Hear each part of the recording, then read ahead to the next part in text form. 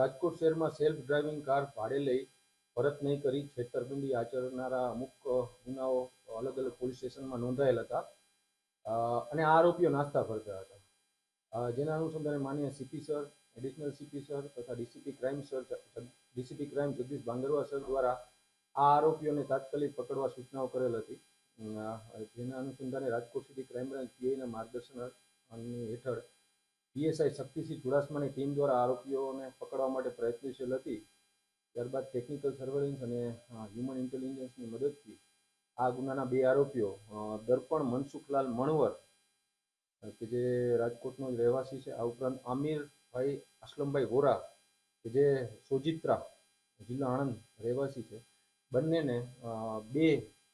મહિન્દ્રા થાર ગાડી સાથે પકડવામાં આવેલ છે અને આ ઉપરાંત આ આરોપીઓ ઉપર માલવિયા, ગાંધીગ્રામ તાલુકા અને યુનિવર્સિટી પોસ્ટેમાં આવા અલગ અલગ ગુનામાં એમને પકડવાના બાકી હતા, તેમની અટકાયત કરી પોલીસ સ્ટેશનમાં વધુ તપાસ તજવીજ માટે સોંપવામાં આવે છે।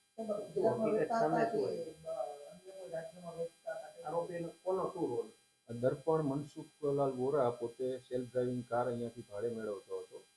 એનું દિવસનું 7,500 રૂપિયા જેવું ભાડું હતું, એ પહેલાં 5-10 દિવસ આ ભાડું ચૂકવતો પણ કરી અને ત્યારબાદ તે